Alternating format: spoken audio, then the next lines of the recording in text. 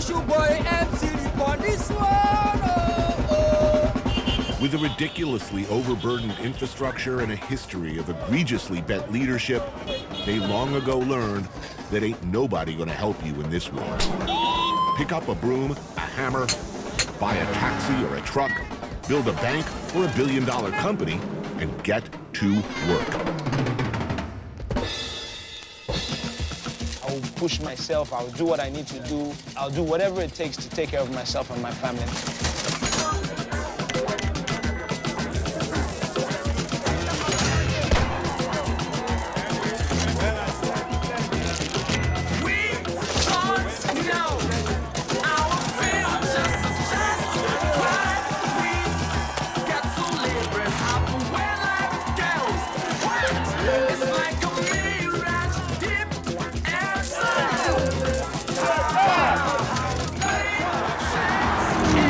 Am I on Victoria Island right now? Yes, sir. Yeah, so this is the promised land. This is Manhattan.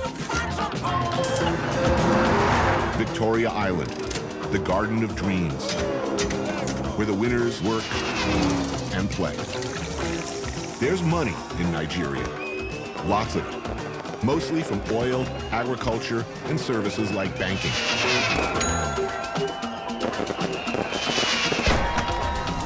Lagos alone is the 5th largest economy in Africa. 9,000 millionaires and billionaires, many of Africa's richest people, live here. 50 years ago, there were 300,000 people in Lagos. There are now Almost 20 million. Around 20 million. Yeah. There's a whole lot of people leaving wherever they were, Yep. coming to the big city, looking to get a job, looking to make it big. Absolutely. The smartest, the fastest, the best, the brightest, make it over here. Yep. It's that place. It'll make you or it'll break you, sink or swim. Sheena Peller owns Quillox, one of Africa's most exclusive nightclubs. I built the nightclub by myself, my construction company. Banky Wellington is an artist and businessman. I'm a record label owner, I'm an actor, I'm a director, I do videos and TV commercials, I'm in advertising, I'm in real estate. I'm training to be a chef. Why work so hard? I mean, you don't have to hustle. Life is good, business is good. Why are you doing so many things? That is just something that is common in Nigeria, you know. There's the eternal Nigerian optimism that tomorrow is going to be better Where than does that today. come from? Why are Nigerians so optimistic?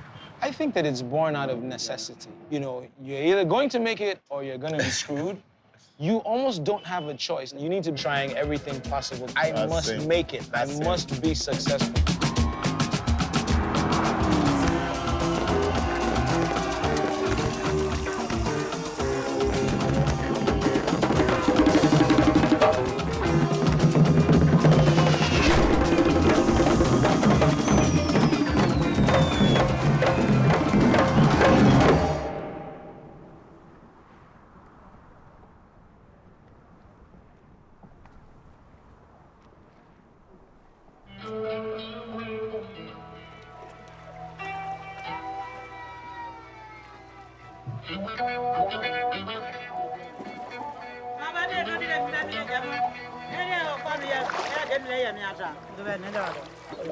Right over there, Victoria Island, that's the Nigerian dream, right?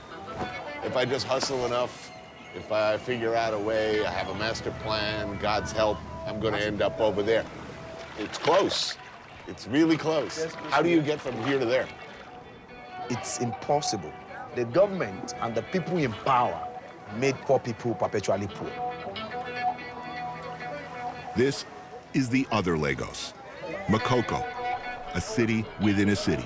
This community has been in existence for over 100 years. This used to be a little fishing village. Yeah. People started showing up, no plan, build your own house. It's a community that has been built not based on government plan. It is an ingenuity of the people.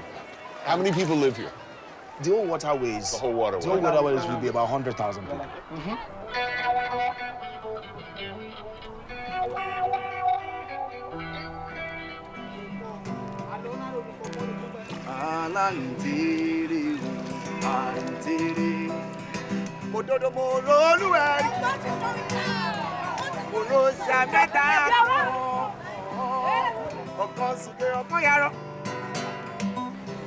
ọkàn tó ojú ọgbọ́n ẹ̀rín ẹ bá délé mi o ẹ kí bàbá mi fún mi ẹ bá délé mi o ẹ kí yeye mi fún mi ẹ bá délé mi o ẹ bá mi kọ́ ọmọ ọlọ́gbọ́n ní ilé ìṣẹ́rí. Good afternoon. It's a fully functioning community. And I've seen barbershops, restaurants, groceries, hotels, hospital, Private schools. Self-made, self-run, self-policing, independent of everything. It exists because it has to. I mean, there's electricity, there's the water, all of this you provide, yes? Yes. Yeah, we provide. Edauto Agbeniji is a musician and activist. This community started from nothing. Now it's booming and the government is coming to seize it. They want to get you out, right? Yes. They like to build hotels. Yes. Yami Mesu, the son of a neighborhood leader. But they've been forced to stop. No, it's not. They're not stopping. We've been able to halt them. 2-3 weeks ago, there was another community on the other side of Lagos.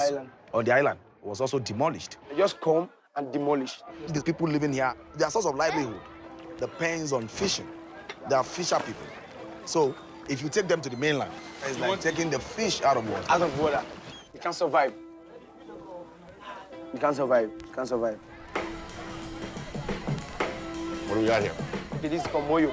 Moyo. We eat it with this cassava flake. We call it eba. All right. And here we call it gali. That looks good.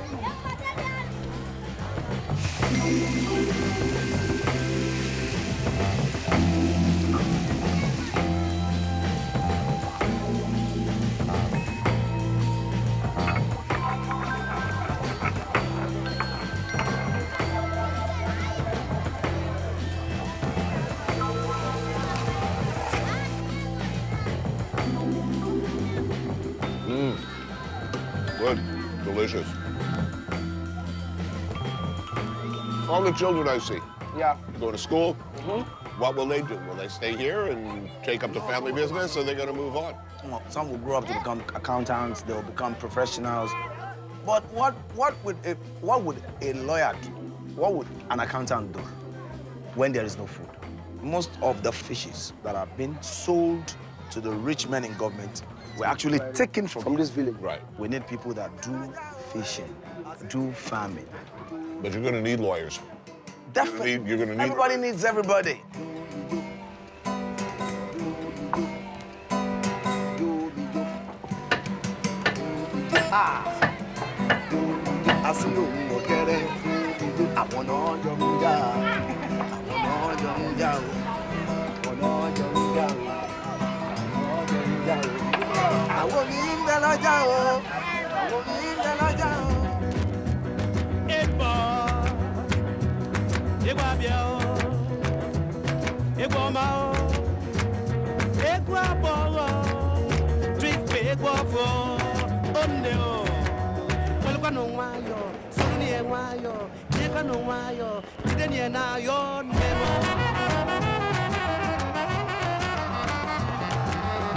To do well in business, don't just be religious, be hardworking and be full of ideas. You need all these to birth a real miracle.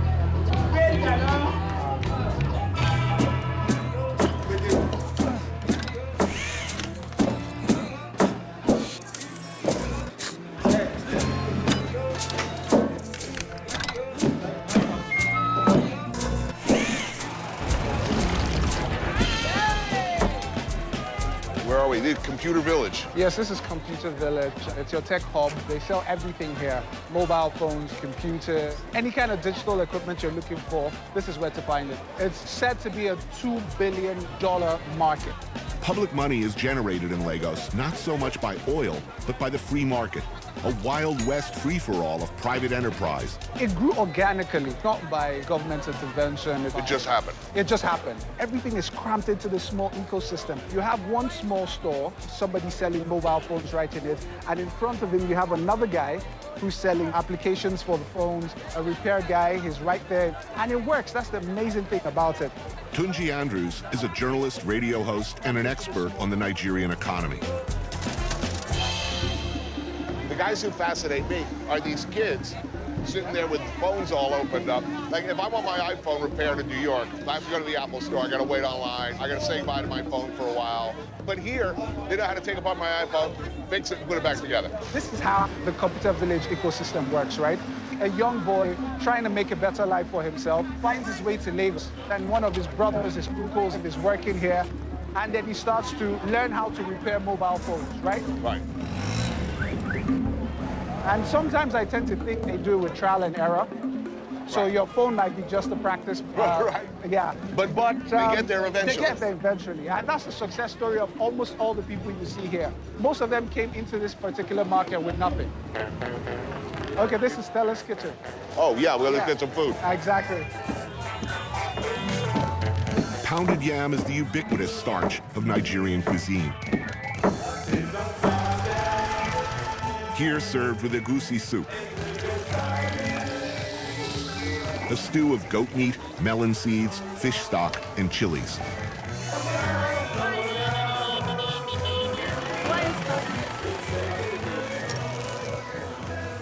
This is very, very good.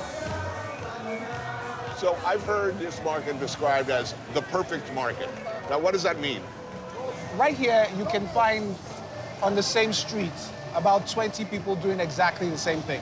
So you go to the first guy and you say, hey, I want to repair my phone. He says, okay, I can do it for you at 5,000 naira. Now, all you have to do is look across the road and find somebody who can do exactly the same thing. And he knows that, right? So he starts to think to himself, I better give him the best price I can possibly give him, Right. so that I can get his market. Completely unregulated as far as prices. Completely unregulated. So it's really the free market at its purest. Exactly.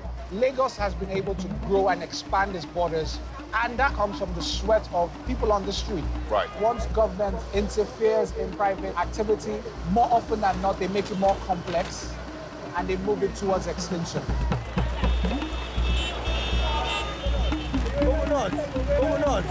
Let's go,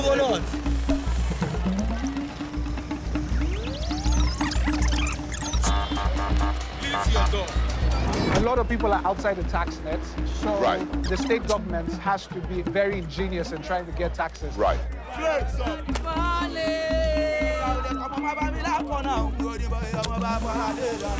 Who really runs the streets? The de facto front line of law and order are area boys. The government tries to get people on the street, like the foot soldiers. An area boys crew levels street taxes on, well, everything.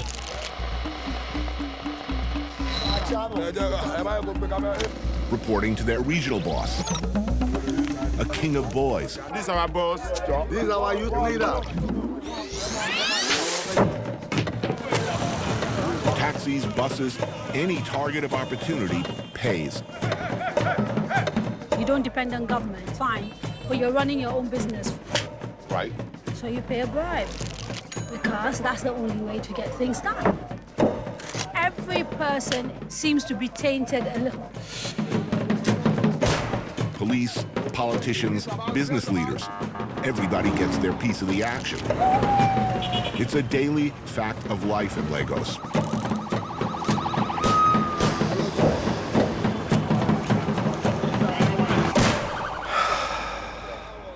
This is a big oil-rich country. Why doesn't it look like Dubai? Well, I hate to be on this show and talk Nigeria down. You know what it is? Because you hear all these things all the time. So yes, there is corruption. It is about corruption. It's about the fact that the resources that are supposed to be used for people aren't being used for people. Kadaria Ahmed is a progressive journalist, editor, and TV host who moderates the presidential debates. Years of military rule meant that people were brutalized. There was a fight against thinking. There was an anti-intellectual movement where Absolutely. you were punished for... Shamed for Yes. reading, for having an education, for aspiring to those So things. yeah, you saw a decline in education that continued for 30 years. The biggest obstacle in this country is the political class. Because what we've had, in Nigeria is, if you lose elections, you then jump to the other party and you win elections. And then if you lose, you go back to this other party. So it's the same people. They're going to fight tooth and nail to stay in office and to keep the system the way it is.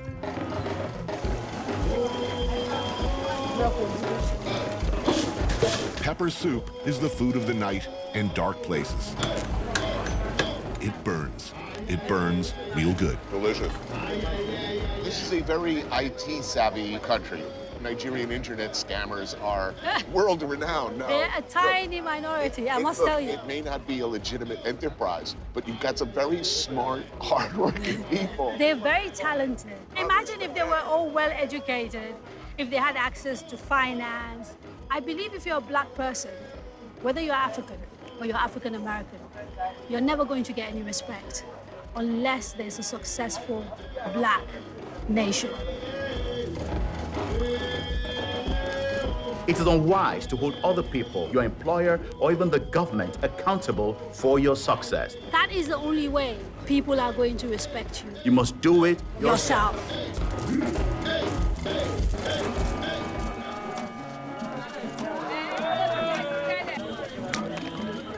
Queen Elizabeth came to Nigeria in 1959. The 33 million people of England's most prosperous African colony were ready for independence. A friend of mine sends me a text and says, are you aware of Nigerian psych rock of the 70s? Yeah, there was a war in the late 60s. That caused a whole shift in the sound because before the war was highlight. And after the war, it was rock and all sorts of sounds.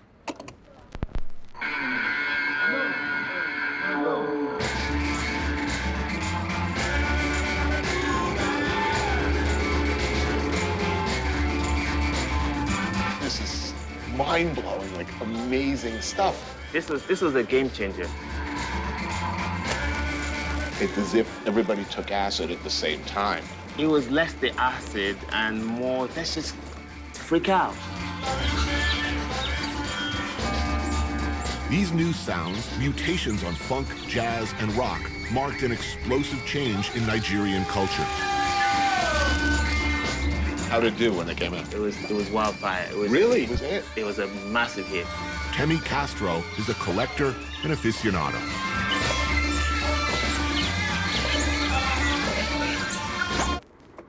This is really where it started from. Uh-huh. Blow. They had a very trippy song, which I'll play for you. Yeah, let's hear it.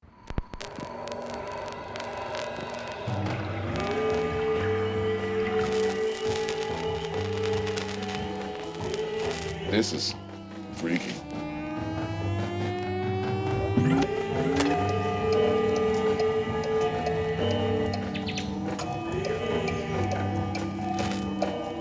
That shift in music had to do a lot with the war. Nigeria's rebel eastern state, the Republic of Biafra, declared its independence. That music was needed to translate the darkness. Soldiers of the breakaway province suffered heavy casualties and ultimate defeat. 1,000 Biafrans a day died of starvation. The music was a defiant middle finger to war, to corruption, and repressive military rule. You know how military dictators try and control everything. But of all the music of the time, nothing and nobody took it directly to the people in such explicitly confrontational terms as Afrobeat and its architect, Fela Kuti. The government were giving Fela a hard time because he was protesting by name specific things. They identified him as an existential threat, and he was. People would show up at the shrine, that what's he going to say, what's he mad about today. Fela was an African superstar, a loud, persistent, and unwavering voice of opposition and resistance.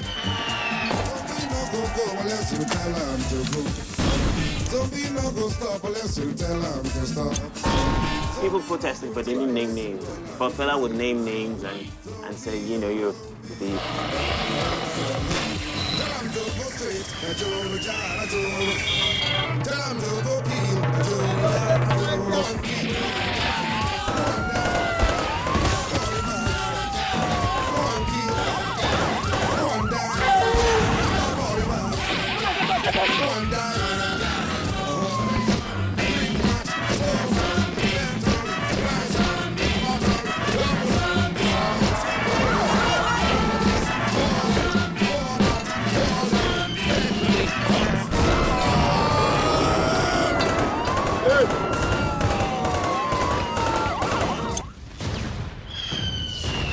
For one decade, Fela's voice was the only voice here, opposing the dictators, and he paid a very high price.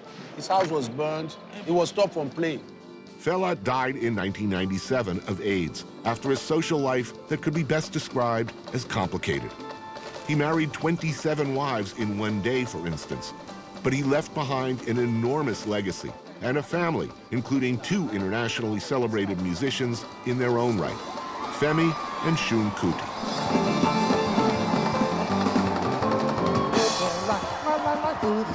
Like a dead jump from like what I was from. It was a liar. That was a liar.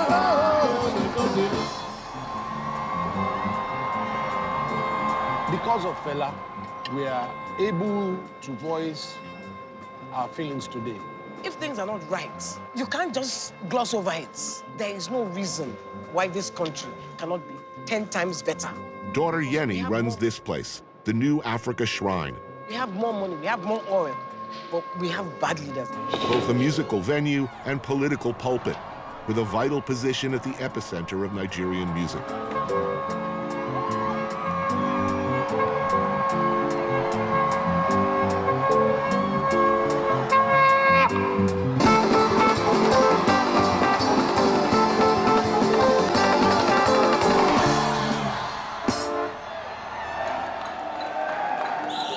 You drink beer?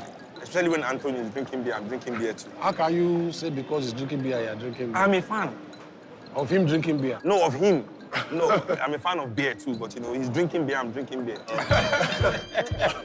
You grew up at your dad's compound, and I know at one point he wanted you to become an area boy, and he thought that would be good street cred. That's to put it kind of mild. He just wanted me to be like from the streets. We've been running into area boards constantly through this week. I kind of want to know how the structure works. If you wanted to go for election, for instance, you will need to see all the area boys. You'll have to give a lot of money for him to get all his gang members to vote for you. And if you do a good job in dealing with this, you probably would win. That's not quite democracy, though, is it? No, it's not. Nigeria is not really a democratic state.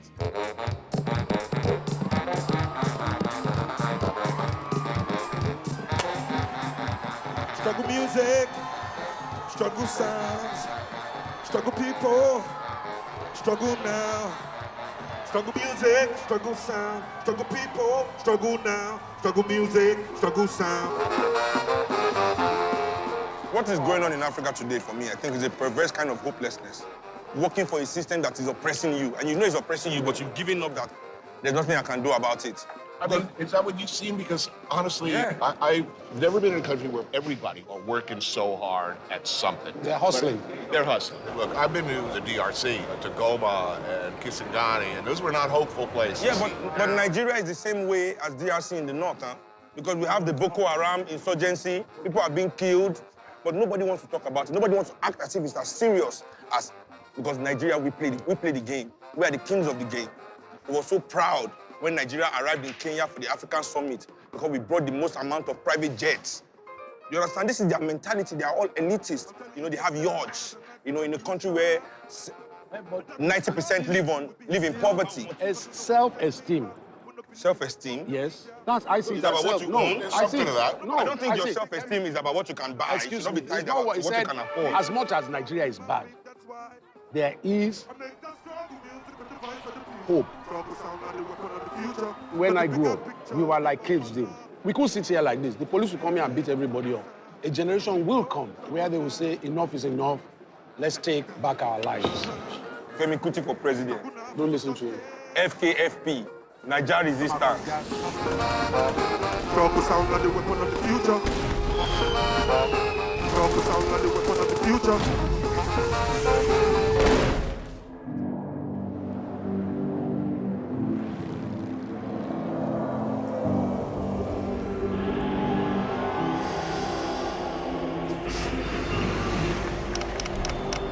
And these kids with no education, now they're fixing iPhones. And imagine if they were all well educated.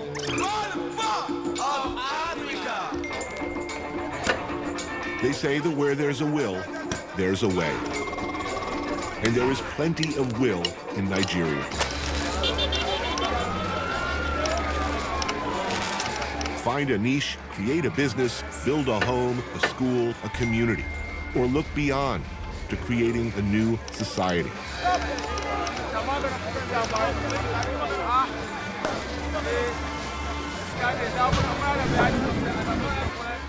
Andela, co-founded by Ayanolawa Aboyele and run in Nigeria by Seni Suleiman, is a rigorous training program that teaches coders and engineers with the goal of creating no less than a continent-wide ecosystem of high-value software developers. My mom had like a mobile shop, something like what's in Computer Village, and like that's where I grew up. Like she'll sell mobile phones, they'll fix it there, and she just used to run that. I tried looking for a job, but the jobs I got, I'm like, no, I don't want to be a salesperson, I don't want to be a secretary.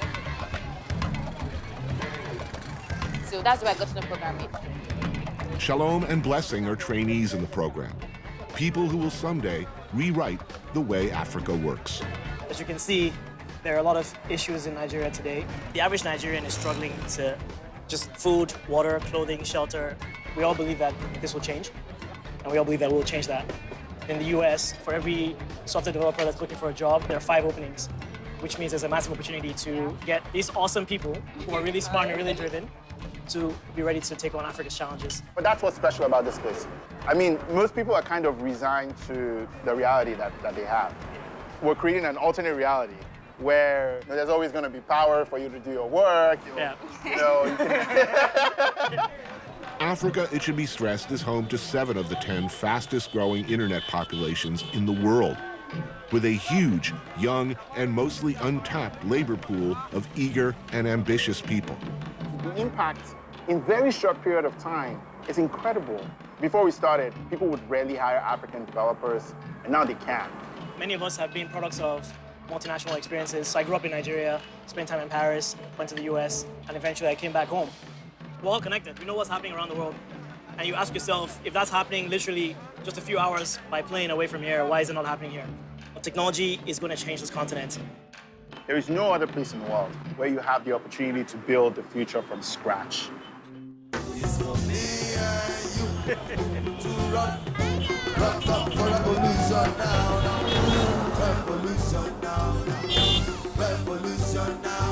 Where will Lagos be in 10 years? Or 20? Change is inevitable. The problem's enormous. But the desire, the hope is there. To change not just Nigeria, but the world.